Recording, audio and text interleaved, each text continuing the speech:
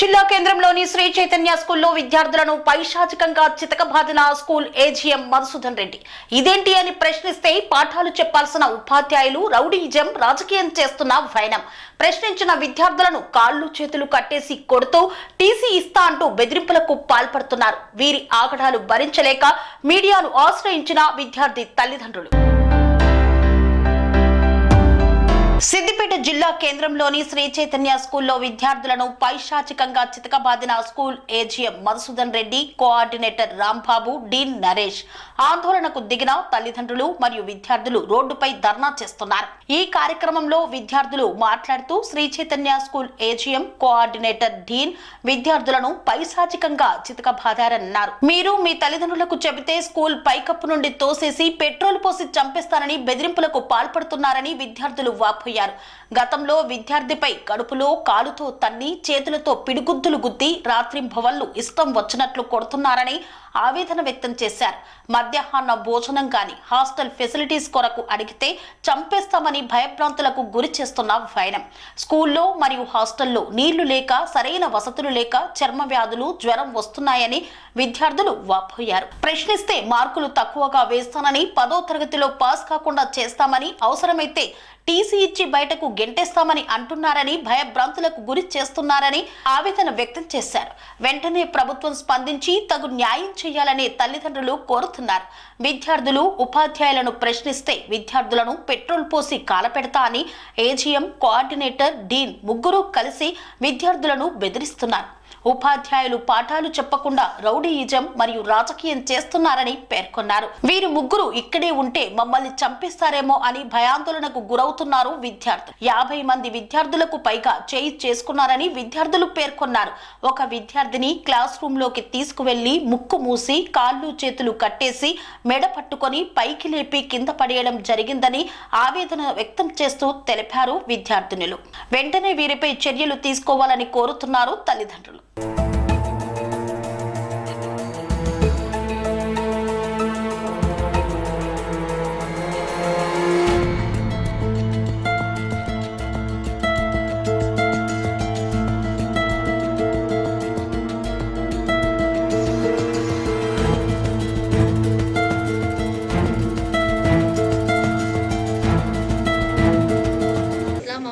ఇట్లా కొట్టిండట సారు.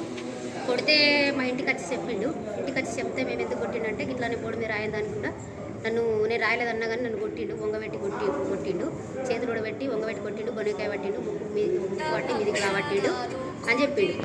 ఎందుకు కడుపు వస్తుంది అంటే నాకు సారు కొట్టిన వలన కడుపు వస్తుంది అని చెప్పిండు. హాస్పిటల్ తీసుకపోతే నేను స్కానింగ్ తీయాలి, ఇప్పుడైతే నొప్పి తగ్గేటట్టు మందులు ఇస్తున్నామని చెప్పిండు.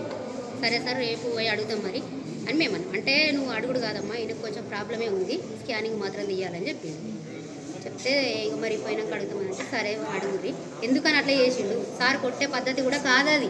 నా కొడుకు తప్పు చేస్తే మాకు ఫోన్ చేసి చెప్పనుండే, చెప్తే మేము మాట్లాడుతాం కదా. నువ్వు ఎందుకు కొట్టాల్సిన కారణం ఏముంది? ఓ బాబును తప్పు చేసినప్పుడు మళ్ళీ అడగాలి, పేరెంట్స్ పిలిపియాలి. నువ్వు చేసుకునే అవసరం ఉండదు ఆడ. నువ్వు ఏ రకంగా వేసుకున్నావు చేతు? రేపు పొద్దుగా మా బాబుకి ఏమైనా అవుతుంది, దానికి ఏంది నువ్వు రుజువు? నువ్వు ఇస్తావా నా కొడుకును? రేపు పొద్దుగా పానం పోతుంది, నువ్వు ఇస్తావా? నువ్వేం మాట్లాడగలుగుతావు? మేము కష్టపడి ఈ రూపాయి సంపాదించుకొని మేము ఒక పూట తింటున్నాము, ఒక పూట వండుకుంటున్నాము, రూపాయలు సంపాదించి నీకు 1,00,000 రూపాయలు కట్టినా మేము. మా కొడుకు మంచిగా చదువుకోవాలి, మా కొడుకు ప్రయోజకుడు కావాలని మేము డబ్బులు కట్టి మేము చదివిస్తున్నాం. నువ్వు ఇలా చంపుతాను అనడానికి కారణం ఏముంది? నా కొడుకు తప్పు చేయొచ్చు, చేసిండా చేయలేడా తెలియదు. నువ్వు పిల్లలను పిలిపి అన్నప్పుడు పిలిపియచ్చు కదా. మరి పిల్లలతో అందరు మాట్లాడతారు కదా, ఒక దగ్గరనే ఉంటారు కదా వాళ్ళు కూడా.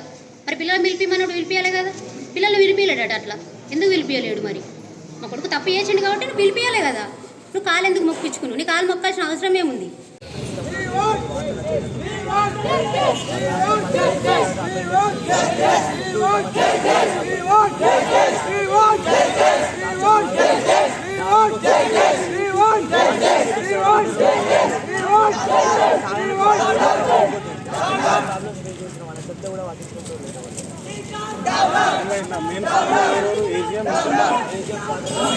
ఏజీఎం, కోఆర్డినేటర్, డీన్ ముగ్గురు కలిసి కొడుతున్నారు. ఇద్దరు బాబుల్ని ఇక్కడ శ్రీ చైతన్య స్కూల్లో జూన్లో చేర్పించడం జరిగింది. మేలో అడ్మిషన్ తీసుకొని మేము పేరుని నమ్మి, వ్యవస్థను నమ్మి ఇక్కడ ఈ స్కూల్లో చేర్పించడం జరిగింది.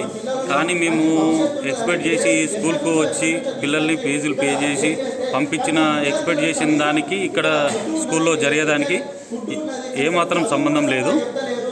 అట్లా గోడల పేరు రాసినావు అని కూడా మాట్లాడకుండా కిందికి పట్టుకొచ్చి కొట్టిరు. ఈ ప్రకారం గొంతు ముక్కు పట్టి పైకి లేకుండా కొట్టి కాలు మొక్కు చేసాం సార్. ఎవరెవరు కొట్టిరు? ఎవరెవరు? సార్ కోఆర్డినేటర్ దీని సార్ కొడుతుంటే చూసిండు. ఓకే. ఆవలేడు చూసుకుంటే ఫోన్ మాట్లాడుతుంది. ఎంతమందిని కొట్టిండు? నన్ను ఒక్కరిని, వాళ్ళు ముగ్గురు కలిసి నన్ను ఒక్కరు ఒకరు కొట్టిరు. మిగతా ఎంతమంది ఉన్నారు ఇంకా నీతో విద్యార్థులు? నాకు ఇవ్వలేరు. నన్ను ఒక్కనే రూమ్లో తోలుకోవేరు. ఓకే. నన్ను రూమ్లో తోలుకొని కొట్టాక వేరే వాళ్ళని పిలిచింది. మళ్ళీ ఇక్కడ ఫుడ్ ఏంటి అపెండిక్స్లో ఒక 10 మంది వరకు అయినాయి. అట్లనే ఎలర్జీ అవుతుంది అయినా అని ఒక్కసారి చెప్తే కూడా వింటలేరు. ఏమనంటే తర్వాత మారుస్తాం, తర్వాత ఇయ్యాలి కాదు రేపు అనుకుంటున్నాను. ఫుడ్ అసలు మంచిగా ఉంది. మెస్ అయినా కూడా అంత ఇట్లా చేతులకు గ్లౌజ్ వేసుకొని ఏం చేస్తారు, తింటే తినడం లేకపోతే లేదంటారు. వెజ్ రోజు ఏమనంటే మిల్ మేకర్ పెడతాడు, టమాటా పెడతాడు అంతే. దానివల్లే బాగా ఎలర్జీ అవుతుంది. కడుపు బాగా వచ్చింది, అపెండిక్స్ అవుతుంది, ర్యాషెస్ వస్తున్నాయి. సాటర్డే సండే ప్లాన్ వేసిన మాట సాటర్డే సండే చెప్తే నీకు 5th ఫ్లోర్ నుంచి పడగొడతా కింది కానీ 4 కోసి నేను జైలు పోతా 10 సంవత్సరాలు జైలు ఉంటా అని చెప్పిండు. ఓకే. మా పర్మిషన్ లేకుండా మా పాకెట్ మనీ కట్ చేసాడు, అన్ని కట్ చేసాడు. హాస్టల్ ప్రాబ్లమ్స్ ఎవరు పట్టించుకుంటలేదు. సెరెనిటీ మోడల్ హై స్కూల్ విద్యార్థులకు అమ్మఒడి, సామాన్యులకు అందుబాటులో ఉన్న బడి సెరెనిటీ. మేడ్చల్ జిల్లాలో మేటిగా నిలిచి సాటిలేని ఫలితాలను సాధిస్తున్న నంబర్ 1 స్కూల్ సెరెనిటీ. మా ప్రత్యేకతలు ప్రతి విద్యార్థి పట్ల వ్యక్తిగత శ్రద్ధ, activity based learning and digital classrooms, computer lab, 100% ఫలితాలు, sports and cultural activities, yoga, abacus మరియు Vedic maths education. Please visit Serenity Model High School, Nagaram. Admissions are in progress. Call 040-271-46899 and 040-271-48699.